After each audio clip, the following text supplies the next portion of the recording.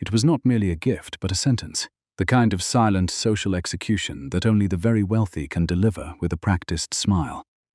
Clara Penhaligon stood in the center of the library at Thorne Hall, her hands clasped tightly enough to turn her knuckles the color of the limestone cliffs outside. The room was an echoing chamber of dark mahogany and leather-bound legacies that seemed to suck the warmth from the air. Before her, seated in a velvet art armchair that resembled a throne, Lord Silas Thorne watched her through narrowed, sallow eyes. Silas dominated the space with the heavy, cloying scent of expensive tobacco and a self-assurance that felt like a physical weight against Clara's chest. Mr. Arthur Hemmings, the solicitor, cleared his throat. The sound was dry, like the rustle of old parchment in a tomb. He did not look at Clara as he adjusted his spectacles, his focus remaining entirely on the ledger that held the final dictates of her late uncle's estate. The air in the library possessed the brittle quality of an ignored plea, a cold, clinical stillness suggesting her presence was merely an inconvenient footnote in a much larger story. Silas leaned forward, the gold rings on his fingers catching the flickering hearth light, his expression one of suppressed amusement. "To my niece, Clara Penhaligon," the solicitor read, his voice devoid of any inflection that might suggest sympathy. "For her steadfast devotion to the quietude of Oakhaven, I bequeath the landscape currently hanging in the servants' corridor, titled The Grey Mist." Silas let out a short, sharp bark of laughter that echoed against the vaulted ceiling. The sound was a calculated blow, intended to resonate in the hollow spaces of Clara's future. It was a public shaming performed with the precision of a surgeon's blade. While the other relatives had been promised annuities and deeds to fertile acreage, Clara was being handed a ruin. Behind her, near the heavy oak doors, Julian Vane stood in the shadows. He was a man of profound silences, the Earl of Ashbourne, whose presence was usually a sign of grave importance. He did not speak, but Clara felt the weight of his observation, a steady, unblinking gaze that seemed to take in the sharp, unrelenting edges of her humiliation. He was a witness to the naked cruelty beneath the polite facade, to the way the Thorne family dismantled its own blood with a smile. Clara did not turn to him. She was too busy learning the dimensions of her new, impoverished reality. The painting was brought in by two footmen who handled it with a careless haste that spoke volumes of its perceived value. When they propped it against a stack of discarded crates, the heavy frame groaned, shedding flakes of tarnished gilt onto the Persian rug. It was a dismal thing. The Grey Mist was a sprawling, mediocre landscape of a stagnant swamp, rendered in leaden grey and muddy brown. The oil had cracked in long, jagged fissures that looked like old scars across the face of the earth. It smelled of damp and ancient dust, a scent that clung to the back of the throat and spoke of long decades spent in a drafty, forgotten hallway. Silas rose from his chair, his imposing figure casting a long shadow across the canvas. "A fitting tribute, do you not think, Clara?" he murmured, his voice smooth as oiled silk. "A landscape as grey and lifeless as your prospects. I should think it will look marvelous in that drafty attic you call a home. It is, after all you are ever likely to own." Clara felt the sting of the insult, but she did not flinch. She had learned long ago that to show pain to a man like Silas was to invite more of it. Instead, she looked at the painting, her eyes tracing the clumsy brush strokes and the thick, uneven impasto of the foreground. She reached out a hand, her calloused fingers hovering just inches from the surface of the canvas. She did not see the ugliness that Silas saw. Because she had spent years mending the torn lace of the village children and accounting for every penny of her meager existence, she noticed small inconsistencies. The way the frame seemed too deep for such a simple landscape, and the way the weight of the wood did not match the lightness of the subject. She looked for the internal logic of the structure, and something in the silence of the painting felt like a held breath. "I accept the bequest, Mr. Hemmings," Clara said, her voice steady and clear. Her words were a small, decisive action in a world that expected her to crumble. She saw the flicker of disappointment in Silas's eyes. He had wanted tears, a plea for mercy, a public display of her desperation. She gave him none of it. She simply signaled to the footman to wrap the landscape in a tattered piece of burlap, her movements as precise as if she were handling a masterpiece of the Italian Renaissance. The 2 days that followed the reading of the will passed in a grey, numb blur, a duration of forced silence while Clara retreated from the world. It was not until the second evening, after the initial shock had settled like dust upon the floorboards, that the walk back to her small cottage in Oakhaven truly began to feel like a journey towards something new, The autumn air was thick with the scent of wood smoke and rotting leaves. The painting was heavy, the wooden frame digging into her shoulder with every step, but Clara refused to set it down. She walked past the stone cottages of her neighbors, her head held high even as she felt their curious gazes from behind the window panes. By the time she reached her gate, the light had faded to a bruised purple. Her cottage was a small affair at the edge of the woods, a place of draughty windows and a chimney that breathed more smoke than heat. It was a house of habit, where the only company was the steady ticking of a grandfather clock that had long since lost its chime.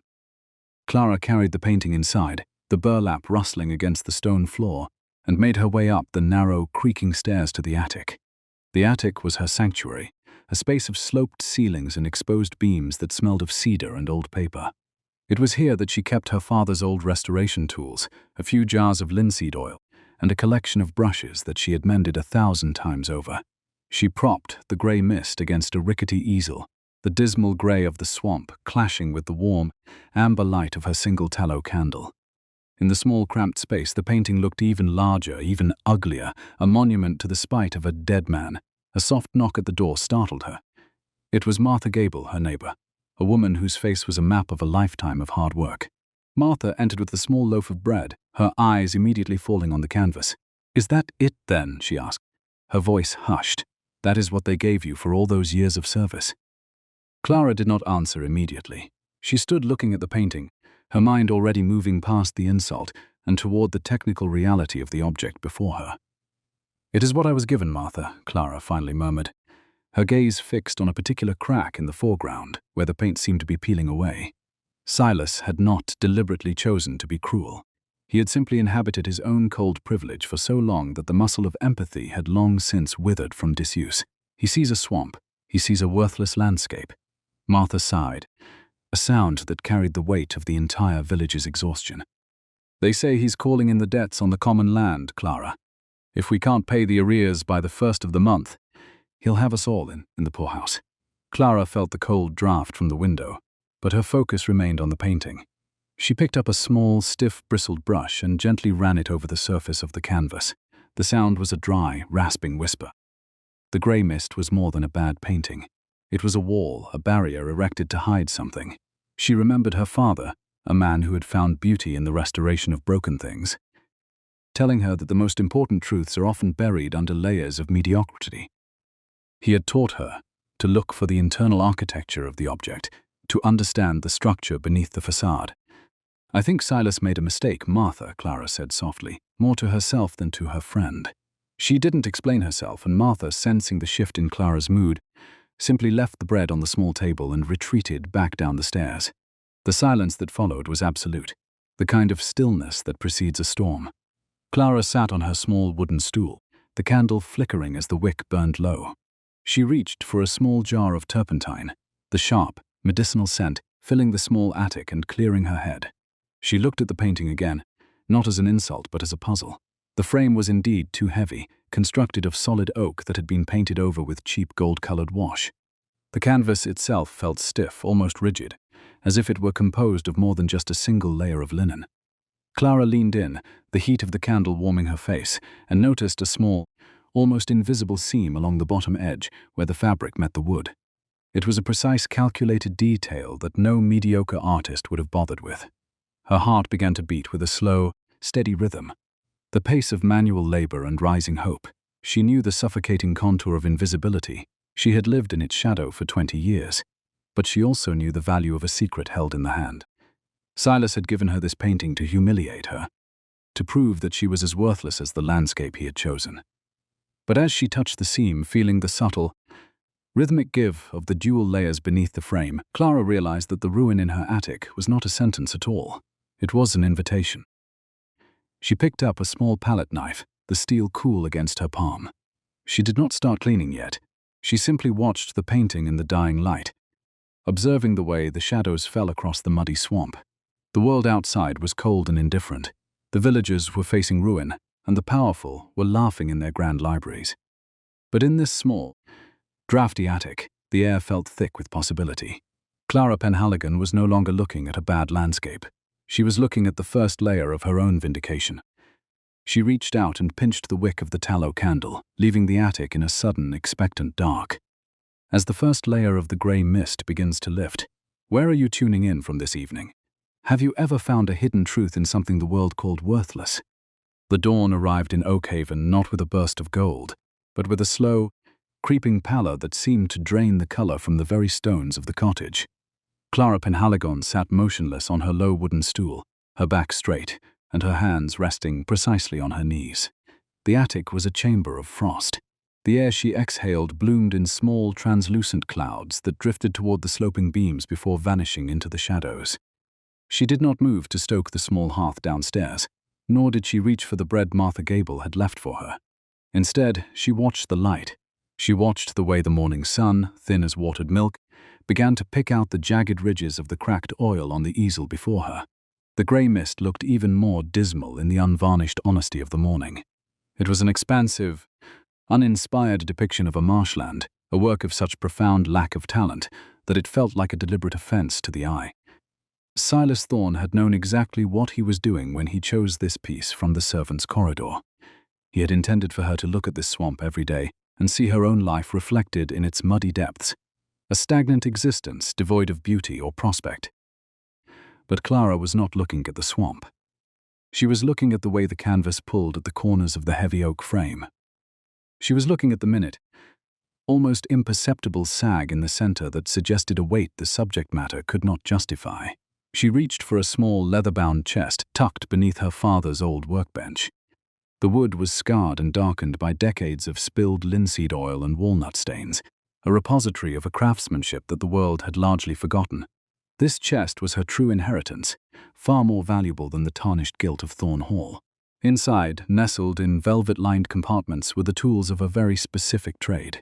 There were glass jars of refined linseed oil, vials of spirits of turpentine that smelled like a pine forest after a fire, and bundles of brushes made from the finest squirrel hair, their tips mended with a precision that only penury can teach.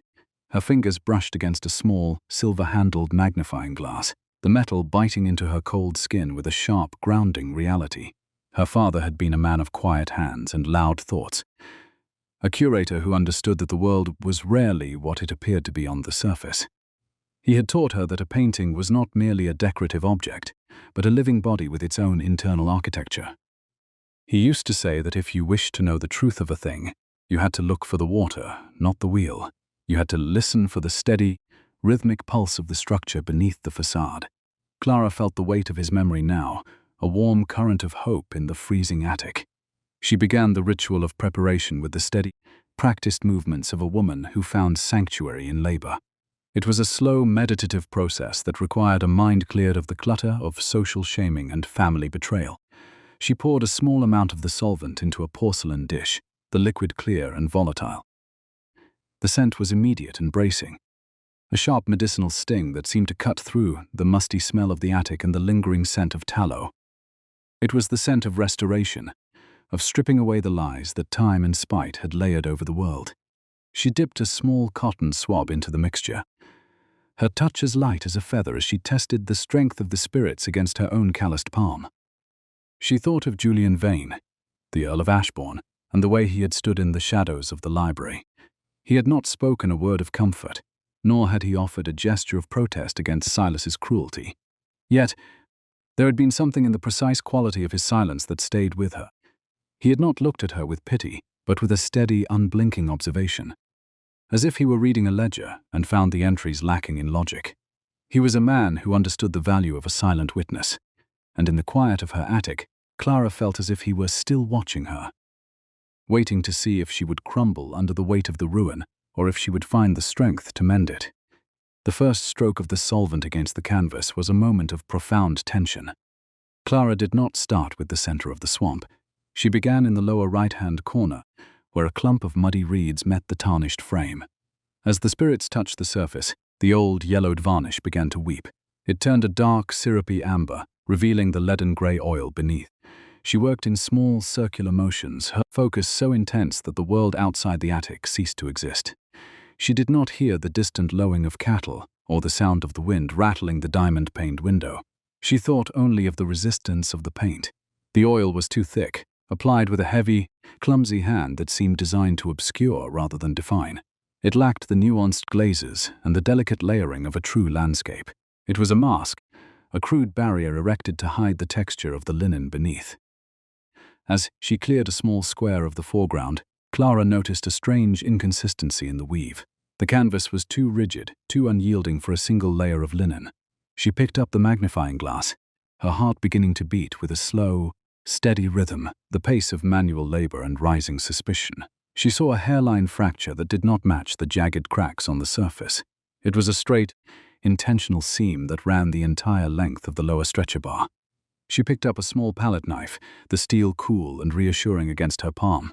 She did not use it to scrape, but to gently probe the edge where the fabric met the wood. There was a subtle, rhythmic give to the material, a hollow sound that echoed in the quiet room like the clicking of a beetle's legs. This was not a painting, it was a vessel.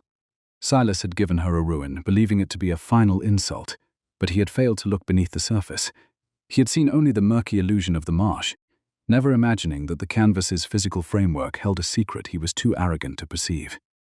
Clara leaned in, the heat from her single candle warming her face, and felt the undeniable thrill of a secret held in the hand. She applied a small, precise pressure to the seam, and a faint, dry rasp filled the air, the sound of old adhesive finally surrendering its hold. It was the sound of a structural sigh, a release of tension that had been held for decades. Slowly, with a hand that did not tremble, she began to peel back the corner of the top layer of linen. It came away with a sound like the tearing of fine silk, revealing not another painting, but the pale, creamy texture of high-quality parchment hidden beneath. The discovery sent a jolt of electricity through her, but she did not cry out. She had learned long ago that the loudest truths are often found in the quietest moments. She continued her work, her movements becoming even more precise, even more deliberate. She was no longer a destitute woman mending the rags of her life. She was a restorer, a keeper of legacies, a woman who was finally being seen by the very object she had been told was worthless. The top layer of the swamp began to curl away, a discarded skin that left behind a meticulous, hand-drawn map. The ink was dark and crisp, the lines executed with a cartographer's precision that made the mediocre oil painting look like a farce. It was a map of the Thorne estate, but not as it existed now. It showed boundaries that had long been forgotten, secret paths that bypassed the main gates, and small, coded symbols that resembled the entries in her father's old ledgers. Clara's breath caught in her throat as her eyes traced a path that led directly to the ruins of the old family manor, the ancestral home that Silas had allowed to fall into decay. In the corner of the parchment, written in a cramped, scholarly hand, were the words, "For the one who looks for the water." She sat back, the palette knife still clutched in her hand, and looked at the half-revealed map. The grey mist of the swamp was being replaced by the sharp, clear lines of a fortune. It was not merely gold that the map promised, but a deed, a legal restoration of the land that Silas was currently threatening to steal from the villagers.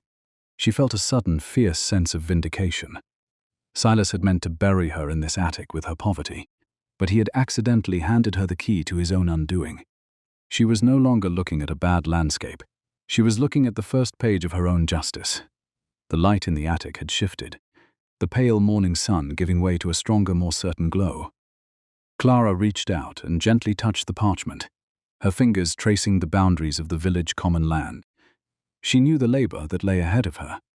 She would have to decode the symbols, verify the landmarks, and find the physical evidence that the map suggested was hidden in the ruins. It would be a journey of intellect and resilience, a quiet scholarly investigation that would require her to remain unseen until the very moment she was ready to strike. As the first layer of the secret is revealed, where are you witnessing the truth unfold from tonight? Have you ever realized that a ruin in your life was actually a foundation for something greater? The attic of the cottage in Oakhaven had become a sanctuary of quiet revelation, a space where the air itself seemed to resonate with the rhythm of a long-buried truth. Clara Penhaligon sat in a pool of amber candlelight, the flickering wick casting elongated shadows that danced across the heavy oak rafters like the ghosts of previous generations. The grey mist had been cast aside, its mediocre oils and cracked varnish now nothing more than a discarded husk on the uneven floorboards, and in its place sat the very framework of her family's survival. Before her lay the parchment deed, its vellum surface glowing with a pale, resilient cream that seemed to drink in the scant light rather than reflect it. The frost, creeping up the single pane of glass, offered a stark contrast to the warmth of the small flame. Yet Clara felt entirely untouched by the cold. She had spent her life learning the bitter chill of isolation, of being ignored in grand rooms while others claimed the warmth of the hearth. Here, in the chill of her own domain, she possessed a fire they could not see.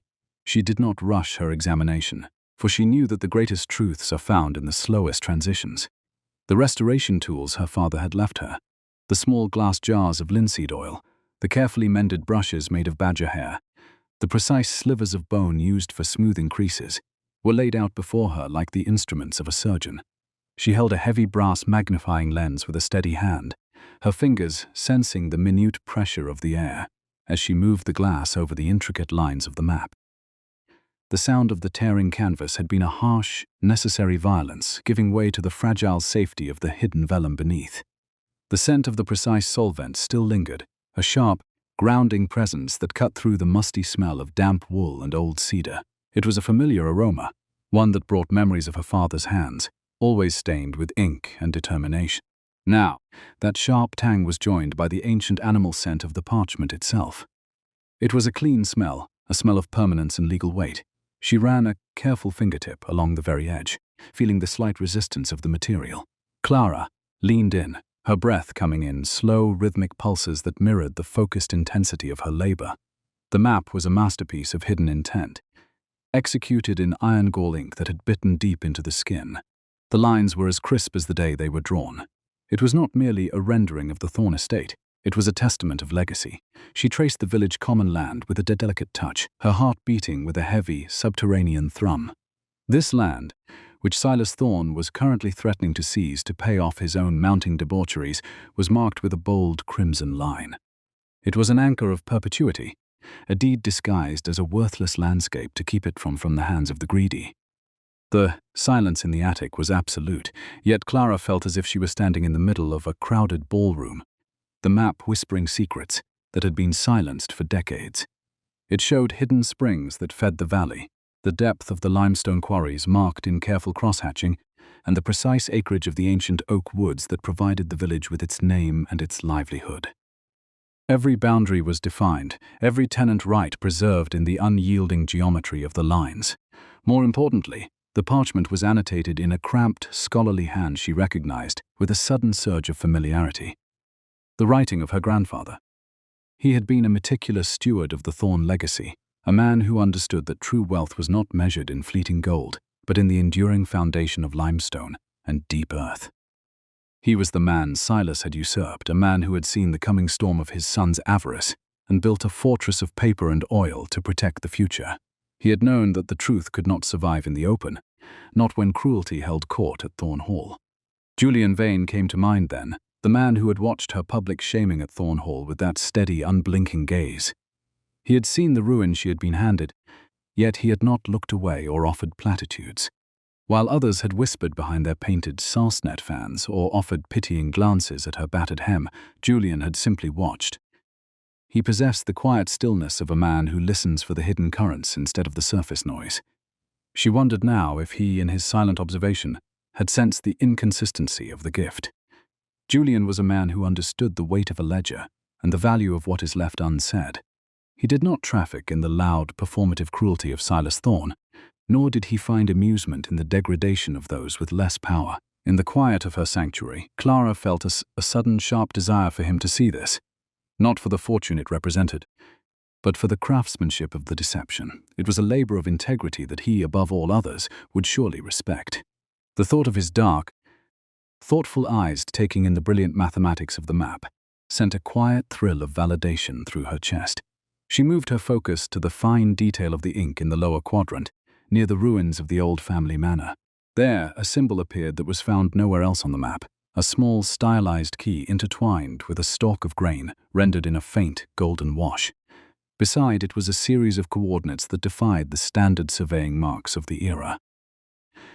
They were based on the internal architecture of the manor itself, a language of stone and shadow that required a different kind of eye to interpret. The labor of physical restoration had shifted into the labor of intellectual decoding. Clara set aside her lens and reached for her father's old journals, the leather covers worn to a soft, buttery texture from years of use. She moved to the small table by the window, where the moonlight was beginning to compete with the dying candle. The pages were thick with the scent of dried ink and pressed lavender, a stark contrast to the sharp odor of the solvent that still hung heavy in the room. The journals were filled with the technical trivia of a lifetime spent mending the broken note. On the expansion of oak in winter, the secret compartments of French writing desks, and the way light falls in the strong rooms of the north. She worked through the hours of the deep night, the scratch of her quill against a piece of rough scrap paper the only sound in the room. It was a scholarly investigation, a quiet hunt through the archives of her own memory and her father's legacy. She mapped the map's symbols against the layout of the old manor, a place she had not entered since she was a small child. She remembered the scent of damp stone, the oppressive quiet of the long corridors, and the way the shadows in the great hall seemed to move on their own. Silas Thorne had let the manor fall into a ruin. Believing it held nothing but ghosts and debt, he had looked at the crumbling limestone walls and seen only a liability, a blight upon his vanity. But as Clara decoded the parchment, she realized that the ruin was a map in itself. The symbols pointed toward a strong room, not a room of shallow gold coins, but a vault of integrity. The coordinates on the parchment aligned with the foundation stones of the western wing, a section of the house that had supposedly been lost to a fire 50 years ago. According to her father's meticulous notes on masonry and fire damage, the blaze had not destroyed the room, it had merely sealed it. The heat had fused the lead seals of the vault, making it appear as a solid wall of charred stone to any but those who knew where to look. The realization settled into her with a crystalline weight, as certain and sharp as the first frost upon a window pane. The fortune the map promised was not just the deed to the common land, though that alone would save Martha Gable and the other villagers from the poorhouse. It was a collection of original settlements, annuities that had been diverted through legal trickery, and the true history of the Penhaligon claim. There were ledgers of dowries never paid, records of tenant rights that had been illegally dissolved, and the original deed to the village mill that Silas had claimed as his own personal asset. Silas had not just been cruel, he had been a thief of history. He had stripped the foundation of the estate to line his own pockets, weaponizing the law against those who could not fight back. And in his supreme arrogance, assuming that a mere woman with no standing could never decipher the truth, he had handed the evidence of his crime directly to the one person who possessed the skill to find it. The irony of it was a quiet, delicious justice. She sat back, her eyes burning from the hours of study, and looked at the map.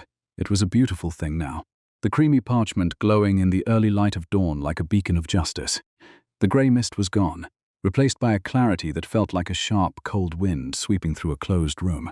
She felt a profound sense of purpose, a steadying of the soul that comes when one finally understands their place in the world. She was no longer the invisible niece, the recipient of a calculated insult. She was the custodian of this unearthed truth, the woman who would restore what was broken and hold the powerful to account. A sharp, demanding knock echoed from downstairs, shattering the meditative silence of the attic. It was not the soft, hesitant tap of a neighbor like Martha Gable.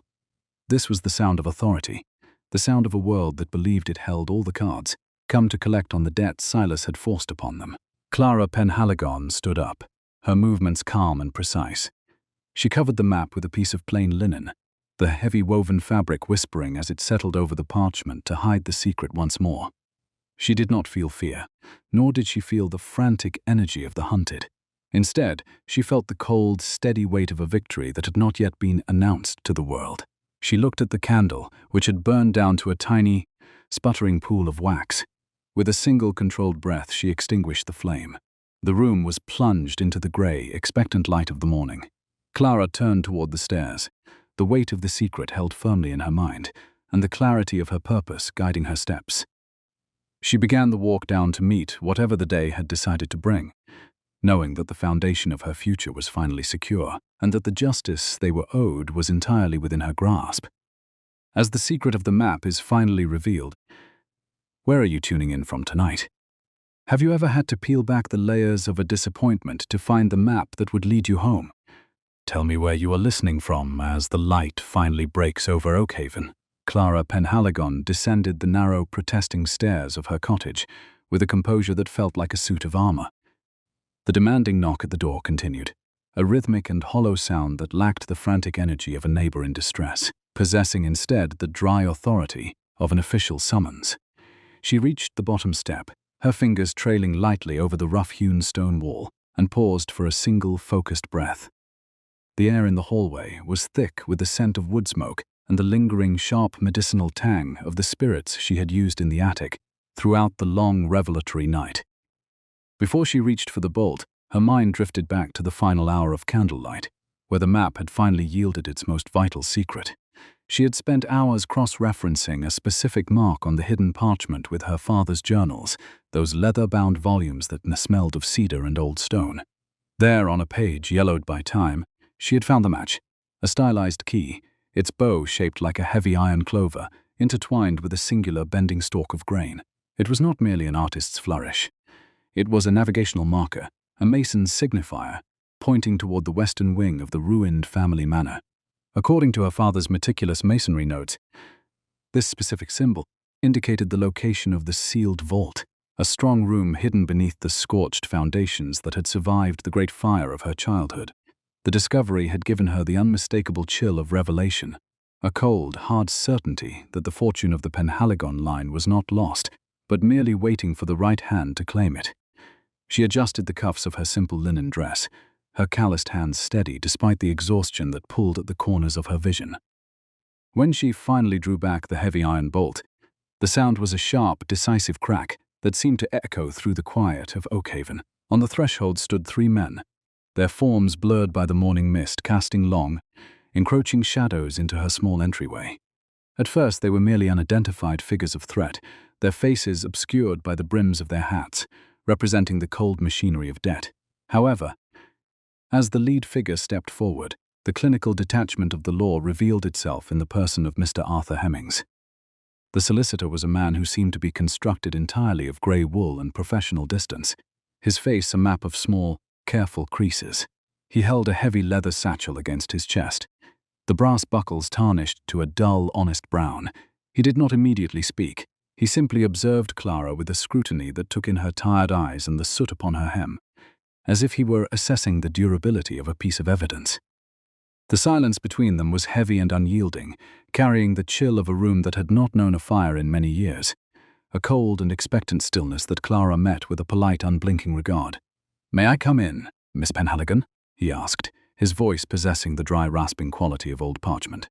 "It is a matter of some urgency regarding the Thorne estate and the arrears of the Oakhaven parish." Clara signaled him into the small kitchen, while the other 2 men, the collectors, remained outside like sentinels of ruin. The room was illuminated by the grey light filtering through the diamond-paned window, picking out the dust motes dancing over the scarred wooden table. She did not offer him tea. The time for social pleasantries had been burned away by the revelations in her attic. Hemmings sat upon a hard-back chair and began to arrange a series of ledgers upon the table. The sound of the heavy books hitting the wood was a series of dull thuds, the weight of legal consequence manifesting in the quiet room. Clara stood by the hearth, watching the way his long, ink-stained fingers turned the pages. "Lord Silas Thorne has instructed me to accelerate the collection of all outstanding debts on the common land," Hemmings murmured, his focus remaining fixed on the columns of figures. "The village of Oakhaven is currently in default of £400. If the sum is not settled by the fortnight, the rights to the grazing meadows and the limestone quarries will be forfeit to the primary estate." He looked up then, his spectacles catching the grey light. "I believe you understand the implications for your neighbours like Martha Gable." Clara felt a cold ripple of indignation, but she did not let it reach her face. She thought of the map hidden upstairs, the meticulous, hand-drawn lines that defined a truth Silas was currently attempting to erase. "May I see the parish survey for the common land, Mr. Hemmings? I wish to understand the exact boundaries of the default." The solicitor hesitated, a small flicker of surprise crossing his features before sliding a large official map toward her. It was a modern document, the ink fresh and the edges crisp, a sanitized version of the land that bore no resemblance to the ancestral geography she had spent the night studying.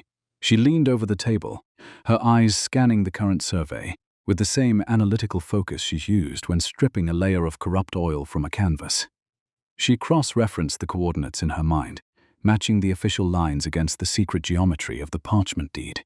The discrepancy was not a subtle one. It was a gaping legal wound. The official survey showed the Oakhaven Commons as 320 acres, while her grandfather's map marked the acreage at 400.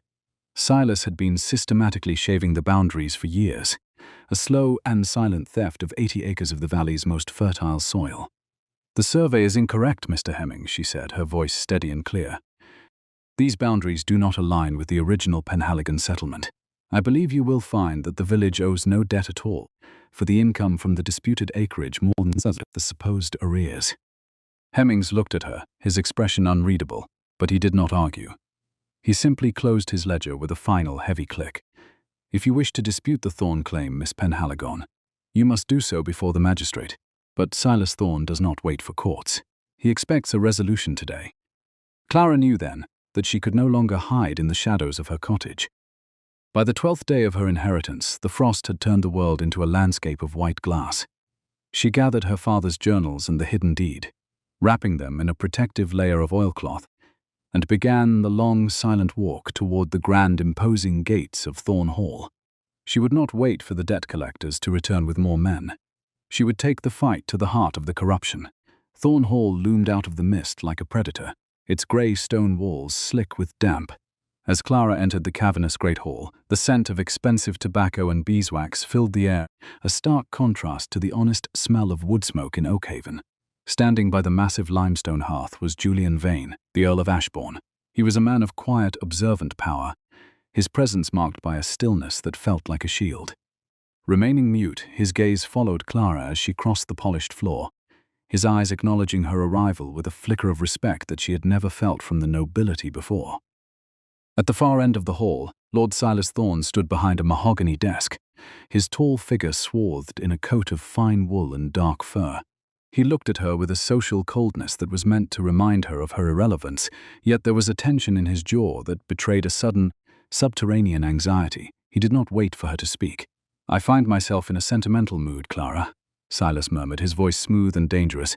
"I was perhaps too hasty in my gift. The landscape I bequeathed to you, the grey mist. It was a favourite of my father's. I find I cannot bear to have it out of the family collection." He leaned forward, his rings catching the meagre light. "I am prepared to offer you 50 guineas to buy it back. It is a fortune for someone in your position. It would settle your debts and ensure you never have to work a day in this hovel again."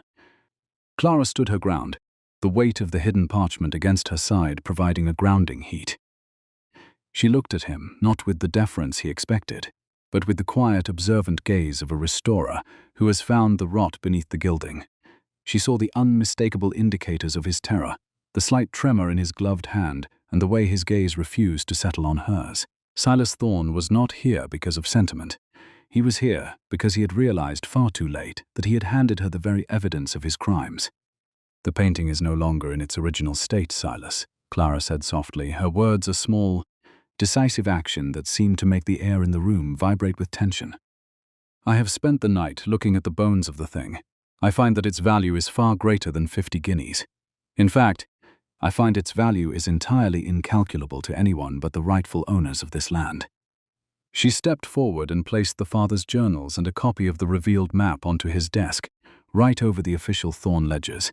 Silas's expression shifted, the practiced mask of the aristocrat crumbling to reveal a raw, jagged anger. His face turned a sallow, sickly color. The aristocratic detachment of his regard, replaced by a desperate, focused cruelty. He looked at the stylized key and the grain symbol, and his breath hitched. He knew that the invisible niece had found the path to the sealed vault, and that the 80 acres he had stolen were now visible to the world. "You are a pauper, Clara," he hissed, his voice dropping to a low, venomous rasp. "Do you truly think anyone will listen to the word of a destitute woman against the word of a Thorne?" Clara didn't need to answer. She looked toward the shadows where Julian Vane stood. The Earl stepped into the light, his presence a silent confirmation that the truth had been witnessed. The fortune she had found was not merely the gold in the vault or the reclaimed land. It was the power to restore what had been broken. Silas Thorne looked at them both, his breath coming in short, ragged gasps, and, For the first time, he saw that the foundation of his world was not built on stone, but on a lie that had finally been dismantled by a woman with a keen eye and calloused hands. As the shadow of the Thorne legacy begins to crack under the weight of the truth, from where are you joining us tonight? Have you ever felt the moment when the worthless thing in your hands suddenly became the key to your entire future? Tell me where you are as the light of justice finally breaks over the valley. In that burgeoning light, Lord Silas Thorne stood paralyzed behind the heavy mahogany of his desk, the air in the great hall thickening with the scent of unmasked desperation. His face had taken on a sallow quality, revealing the jagged lines of a man who realized the ground was no longer solid beneath his feet. The silence that followed Clara Penhaligon's declaration was a heavy, pressurized thing, filled with the weight of centuries of Thorne pride now leaning against a single brittle lie. Clara did not move. She stood with the father's journals clutched to her side, her calloused hands a stark contrast to the polished grain of the desk. She felt the chill of the marble floor through her thin soles, but the knowledge of her own vindication provided a warmth that no hearth could match. She watched the way Silas's eyes darted toward the parchment deed, his fingers twitching as if he might reach out and snatch the evidence, yet he remained held in place by the steady, unblinking presence of Julian Vane. Julian Vane remained in the shadows near the limestone hearth, his silhouette tall and unyielding. Though wordless, his scrutiny acted as a tangible weight in the room, a silent ledger recording every flinch in Silas's composure. Mr. Arthur Hemmings, the solicitor, stood to the side, his spectacles reflecting the weak winter light as he looked between the official Thorne survey and the ancestral map Clara had produced. The rustle of paper as Hemmings adjusted the documents was a dry, rasping noise that reminded Clara of the sound of the canvas tearing in her attic. It was the sound of a structural release, the sound of the Thorne legacy finally giving way to the truth. "This is an absurdity," Silas finally hissed, his voice cracking like a dry reed. "A collection of scribbles found behind a ruined landscape. It has no legal standing, Clara. You are a woman with no status, clinging to the delusions of a father who died with nothing but ink on his fingers. I am the lord of this estate." He leaned forward, his rings clicking against the wood, a hollow metallic sound that lacked its usual authority. "You will leave this house at once, or I shall have the collectors remove you by force." Clara stepped closer, the movement precise and deliberate. She did not raise her voice. She spoke with the quiet, scholarly clarity of someone who had spent a lifetime accounting for things that others chose to ignore. "The gift, as you call it, Silas, was a formal bequest in a will that you yourself insisted be read before witnesses. Under the specifics of the Penhaligon settlement, the transfer of the grey mist was absolute and irrevocable. You gave me the canvas, the frame, and all properties contained therein." She paused, her gaze locking onto his. "Because you intended to shame me with its worthlessness, you failed to include a proviso for its return or a reservation of its contents. Legally, the parchment deed is mine. The information it contains regarding the village acreage is now a matter of public record the moment I step out of these doors." Silas's eyes flared with a desperate animal light. He lunged forward, his palms slapping against the mahogany. 50 guineas, Clara. I will give you 50 guineas. More than that wretched grey canvas is worth. If you hand me that map and leave this room, think of it. It is 50 guineas for a bit of old paper. It is enough for a comfortable life, far away from this drafty village. Clara met his gaze, her expression as unyielding as the stone of the old manor. The memory of the smell of turpentine and the dust of the attic rose in her mind, a reminder of the labor she had endured to uncover the truth. "The heritage of Oakhaven and my father's honor are not commodities to be traded for your convenience, Silas. 50 guineas is a pittance compared to the lives you have crushed and the land you have stolen." "My answer is no." Silas's jaw tightened, a muscle leaping in his cheek. He looked toward Hemmings, his eyes pleading for a legal loophole, but the solicitor only offered a slow, somber shake of his head. The dry, clinical reality of the law was a cold draft in the room, one that Silas could not shut out with a scowl. Clara felt the cold, distinct weight of her victory. It was the steady, rhythmic clicking of a lock finally finding its key. She had used the terms of his mockery to dismantle him. He had handed her the ruin, and in her restoration of it, she had found the evidence of his undoing. "I am not leaving Oakhaven, Silas," Clara continued, her voice echoing softly against the vaulted ceiling. "And I am not paying the debt you manufactured. The 80 acres you shaved from the parish commons have generated a surplus that belongs to the village. not to your gambling debts in London. You will instruct Mr. Hemmings to draft an acknowledgement of the correct boundaries, or I shall present this map and my father's records to the circuit judge before the sun sets." The defeat that settled over Silas Thorne was a slow, agonizing transition. He did not shout. He simply slumped back into his chair, the fur of his coat looking suddenly heavy and moth-eaten against his thinning frame. He looked at Clara, then at Julian Vane, and finally at the desk where his power had been laid bare. He was a man who had forgotten that a foundation requires integrity to hold the weight of a house. With a shaking hand, he signalled toward Hemmings. The solicitor drew a fresh sheet of parchment and began to write, the scratch of his quill the final blow against the Thorne tyranny. Clara watched as the ink dried, the dark lines representing the safety of Martha Gable and the other villagers. She did not feel the need to gloat. The restoration was enough. As the heavy oak doors of Thorne Hall closed behind them, the air of the winter afternoon felt remarkably clean. Clara Penhaligon stood on the gravel drive, the oilcloth-wrapped journals tucked securely under her arm. The world was a landscape of grey and white, the frost clinging to the skeletal branches of the oaks like a layer of fine lace. Beside her, Julian Vane remained silent, his presence a steady anchor in the fading light. He shifted his pace to match her shorter strides as they began to walk toward the village.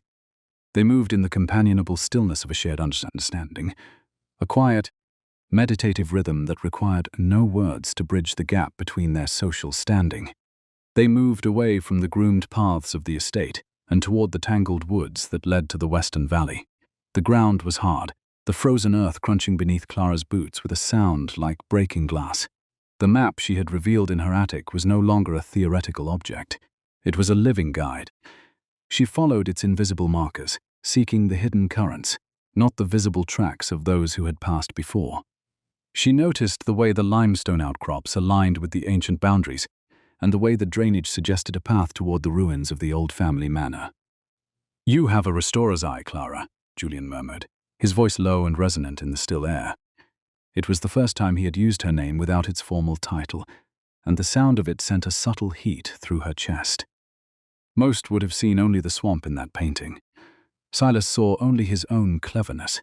But you saw the architecture beneath the oil. You saw what was hidden because you were willing to perform the labor of looking. Clara tightened her grip on the journals. "My father taught me that the truth is often a quiet thing, Julian. It does not shout from the ballroom floors. It waits in the drafty attics and the ruined wings of the world. It waits for the person who is willing to mend the cracks instead of covering them with guilt." She paused, her breath blooming in a small, translucent cloud. "I have spent my life learning the precise shape of being unseen. It gives one a particular vantage point." Julian stopped walking as they reached the edge of a deep, wooded ravine. Below them, the ruins of the old manor rose out of the mist like a bleached skeleton. The stone was blackened by a fire that had happened long before Clara was born, the limestone walls crumbling into piles of rubble now covered in a protective blanket of moss. Yet, as the dying sun caught the angles of the foundation stones, Clara saw the markers from the parchment deed. She saw the way the charred pillars formed a geometry that pointed toward the buried western wing. "The sealed vault is there," she said, pointing toward a section of the wall where the stone was unusually smooth, as if the heat of the fire had fused the blocks into a single surface. The stylized key and grain symbol from her father's journals were the silent guides that led her hands. They reached the base of the scorched walls, where the smell of damp earth and ancient limestone rose to meet them. The scent of a sanctuary that had been waiting for 20 years to be opened. Clara reached out and touched the fused stone of the vault, the surface cold beneath her palm. Guided by the mason's signifier in her father's journal, she found the recessed catch, a stone that yielded only to the correct pressure. She leaned her weight into it, and there was a groan of shifting weight as the earth itself yielded a long-held breath. The fused stone plate slid back with a grinding of limestone, revealing a dark, dry cavity. Julian held the lantern high, the golden light spilling into the depths. Inside, stacked with the meticulous care of her ancestors, were the iron-bound chests of gold and the leather-bound ledgers that proved the Penhaligon claim in perpetuity. The fortune was real, cold and heavy beneath her touch. It was not merely the gold that mattered, but the records that would secure the village's future forever. Clara reached out, her fingers brushing the cold metal of a chest. confirming that the worthless painting had indeed led her to a fortune that could never be stolen again. As the light of the winter moon begins to rise over the scorched stones of the manor, where are you listening from tonight? Have you ever had to walk through the ruins of your own history to find the vault that held your future? Tell me from which corner of the world you are witnessing this moment of quiet triumph. The lantern light held by Julian Vane was a steady, amber pulse against the suffocating darkness of the strong room, a small sanctuary of clarity within the blackened ribs of the manor's western wing. Clara Penhaligon stood before the iron-bound chests, her breath hitching as the scent of the chamber, a mixture of cold limestone, ancient iron, and the faint, sweet residue of centuries-old beeswax, filled her lungs. It was a smell of permanence, of a history that had refused to burn even when the walls above it had surrendered to the flames. The air was remarkably dry, preserved by the lead-lined seams of the vault that her father had described with such technical reverence in his journals. She reached out, her fingers brushing the lid of the central chest. The metal was frigid, biting into her skin with a reality that made the humiliations at Thorne Hall feel like a fever dream from which she had finally awakened. Beside her, the Earl of Ashbourne remained silent, the weight of his observation providing a quiet scaffolding for her own resolve. He did not move to open the chests for her, nor did he offer the loud, performative assistance that Silas Thorne might have used to claim a share of the glory. Instead, he simply adjusted the angle of the lantern, ensuring that every shadow was cast away from the labor of her hands. Clara knelt upon the dust-covered floor, the hem of her simple linen dress gathering the grey silt of decades. She felt the heavy, rhythmic thrum of her heart against her ribs, a steady, industrious pace that mirrored the clicking of the internal tumblers as she applied the final, precise pressure to the iron latch. The lid groaned, a sound of structural fatigue that echoed through the stone chamber like a long-held sigh. As the chest opened, it revealed not the chaotic jumble of gold coins Silas had likely envisioned, but the meticulous order of a scholarly legacy. There were bags of coin, certainly heavy and rounded with the weight of guineas, but they were secondary to the stacks of leather-bound ledgers and the protective silk wrappings of the family documents. Clara reached past the wealth, her eyes searching for the one thing the parchment deed had promised, the foundation of Oakhaven's future. She found it nestled in a cedar-lined box that had remained untouched since the Great Fire. It was a heavy roll of vellum, the outer skin darkened to a rich honeyed amber. As she unfurled it upon the flat surface of a neighboring chest, the sound of the parchment was a dry, authoritative rustle that seemed to demand the silence of the room. This was the original land deed, the legal land settlement that proved the village common land had been held in trust by the Penhaligon line in perpetuity. It was a masterpiece of legal cartography, the ink of her ancestors biting deep into the skin with a clarity that Silas's modern falsified surveys could never hope to replicate. The wax seals were still intact, the heavy crimson impressions of the Thorne and Penhaligon crests intertwined in a bond of mutual responsibility. Clara's fingers traced the boundaries of the 400 acres, her touch lingering on the specific coordinates of the limestone quarries and the grazing meadows. This was the physical evidence of Silas's theft.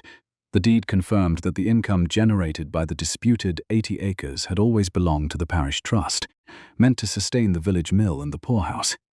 Silas had not merely been an arrogant relative. He had been a systematic parasite, draining the lifeblood of the community to fund the hollow opulence of Thorne Hall. "It is all here," Clara murmured, her voice barely a whisper, yet it possessed a resonant strength that filled the vault. She did not look up, her gaze fixed on the signatures of the men who had built the valley before greed had taken root. The original settlement, the annuities for the parish, and the proof of the trust. Silas did not just shame me, he attempted to erase the very laws that protected these people. Julian Vane stepped closer, the golden light of the lantern illuminating the sharp, focused intelligence of his expression. He looked at the deed, then back at Clara, his gaze lingering on her soot-stained hands and the quiet dignity of her posture. He saw a woman he could ignore, Clara. He saw an invisible niece who would crumble under the weight of a ruin. He never imagined that you possessed the exact temperature of the truth. He reached out, his hand hovering near hers but not touching, a gesture of profound respect for the labor she had performed. This deed will not just save Oakhaven. It will dismantle the shadow Silas has cast over this entire county. Clara felt a profound sense of restoration, a mending of the soul that had nothing to do with the gold in the chests. She began to gather the documents with the same meticulous care she had used when cleaning the grey oils from the canvas in her attic. She was no longer the destitute gentlewoman. She was the protector of her ancestral foundation. She understood now why her grandfather had hidden the map behind a landscape of such profound mediocrity. He had known that the greedy would only look for the obvious, while the one who truly loved the land would be willing to seek the profound depths rather than the superficial motion. By the time the first true spring thaw began to soften the frozen earth of Oakhaven, the social landscape of the valley had been as thoroughly restored as the documents in the vault. The legal battle had been quiet, settled in the dry, mahogany-paneled offices of the circuit judge, where the weight of the original deed had crushed Silas Thorne's falsified surveys with the clinical finality of a falling axe. Silas had been forced to relinquish his claim on the common land and repay the stolen annuities, a financial blow that had seen him retreat to a small, drafty estate in the north. His reputation as cracked and faded as the tarnished gilt of his hall. In the village hall of Oakhaven, the air was warm with the scent of beeswax, fresh lavender, and the honest wood smoke of a community no longer living under the threat of the poorhouse. The villagers had gathered not for a grand ballroom display, but for a quiet celebration of their shared future. Martha Gable stood by the long wooden table, her face no longer a map of exhaustion, but one of a quieted anxiety. The grazing meadows were secure. The mill was being mended with the funds recovered from the trust, and the children of the village would no longer wake to the sound of debt collectors at the door. At the center of the room, hanging in a place of honor above the hearth, was the painting. It was no longer the dismal, muddy landscape that had been intended as a public shaming. Clara had spent weeks in her attic, performing the final acts of restoration, stripping away the last of the corrupt varnish and the leaden grey oils that Silas had used to mask the truth. The grey mist was gone. In its place was a masterwork of light and perspective, a painting titled The Valley at Dawn.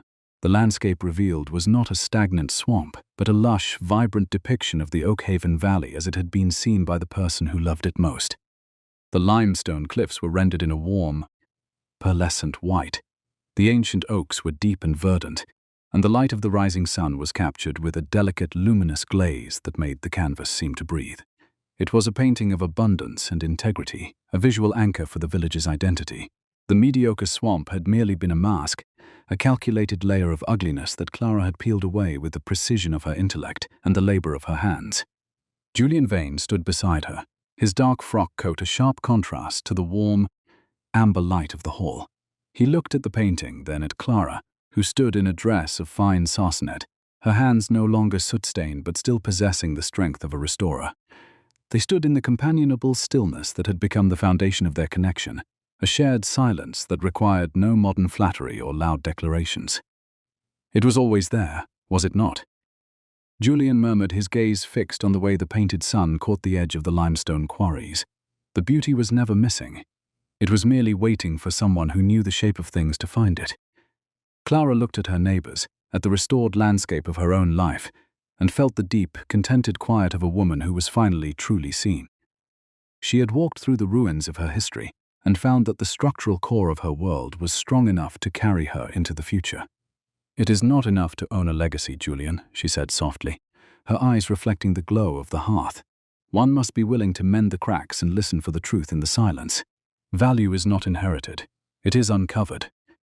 She reached out and adjusted the frame of the painting, a final symbolic gesture of her stewardship. The room was full of voices and the soft clinking of tea sets, but Clara felt only the peace of a foundation that was finally level. She had spent a lifetime navigating the quiet margins of existence. Now she stood in the ordinary light, witnessed and whole. As the quiet triumph of Oakhaven settles over the valley, what part of the world are you joining from tonight? Have you ever found that the worthless gift in your life was actually a map to the person you were always meant to become? Tell me from which corner of the world you are witnessing this final restoration.